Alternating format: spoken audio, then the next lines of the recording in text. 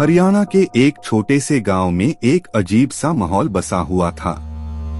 गांव वाले कहते थे कि रात के समय जब हवा गांव की गलियों में चलती है तो कुछ रहस्यमय घटनाएं होती हैं। लोग डर के मारे रात को बाहर नहीं जाते थे और घरों के दरवाजे बंद करके सोते थे। गांव का एक युवक राज बहुत ही निराला और साहसी था। उसे इन रहस्यमय घटनाओं की कहानियां सुनकर भी बड़ा रोमांचित होता था। राज की साहस भरी नजरें गांव वालों को हैरान करती थीं और उन्हें उसमें कुछ सच्चाई निकालने का इरादा था।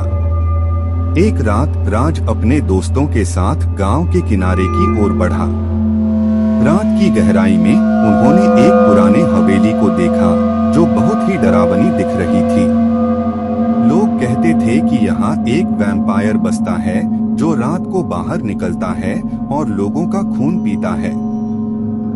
राज ने दोस्तों को कहा, हमें जानना होगा कि क्या सच है, क्या यह वैम्पायर का घर है या कुछ और। उन्होंने ब्रेवली हवेली की ओर बढ़ते हुए देखा और वहां के रहस्यों को सुलझाने का इरादा किया।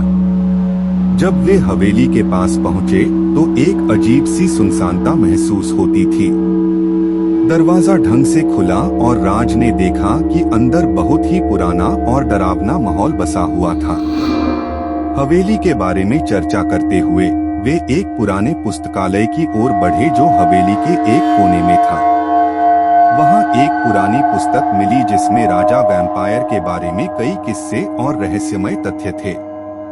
पुस्तक में लिखा था कि वैम्पायर रात के समय चलता है और उसका रहने का स्थान यह है। वह लोगों का खून पीता है और उन्हें अपने बंगले में ले जाता है जिसमें बड़े से बड़ा सुरक्षित सागर बना होता है। राज ने देखा कि पुस्तक के पृष्ठों पर एक छवि थी जिसमें एक वैम्पायर एक युवती के गले को छू रहा था और युवती की आंखें डर से भरी हुई थीं। उस युवती की पहचान राज को एक गांव की लड़की सोनिया से हुई। राज ने तत्पश्चात देखा कि सोनिया के बारे में कहीं कहीं छपी हुई थी और वह बंगले की सबसे छोटी कमरे में बंदी हुई थी। वहां की कुछ और पुस्तकें बता रही थीं कि वैम्पायर की शक्ति इस बंगले में ही बसी है और वह किसी भी समय चुपचाप बाहर निकल सकता है। राज को यह सब सुनकर थोड़ी भी डर नहीं हुआ, बल्कि उसमें एक नई उत्साही भावना उत्पन्न हुई। वहने ने अपने दोस्तों को बुलाया और साथ मिलकर वैम्पायर का सामना करने का निर्णय लिया। उन्होंने सोनिया को बंगले से बाहर निकालने का प्रयास किया, लेकिन वह बहुत ही मुश्किल था। वैम्पायर ने अपनी शक्तियों का इस्तेमाल करके उन्हें रोक लिया और सोनिया को अपनी गुलाम बना लिया। राज और उसके दोस्तों ने एक एक होकर वैम्पायर के सामने खड़े होने का निर्णय लिया। उन्होंने वैम्पायर को उसकी शक्तियों से बाहर निकालने के लिए एक योजना बनाई। रात की गहराई में राज और उसके दोस्तों ने वैम्पायर के सामने खड़े होने का सामना किया। उन्होंने उसे देखा कि वह अपनी शक्तियों में व्याप्त होकर सोनिया की जिंदगी से खेल रहा था।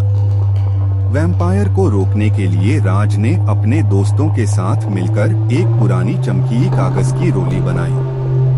वे जरा भी ध्यान से चल रहे थे ताकि वैम्पायर उन्हें पहचान न ले। उन्होंने वैम्पायर के पास पहुंचते ही उसकी दृष्टि को फुसलाया और चमकीली रोली को उसके चेहरे पर लगा दिया।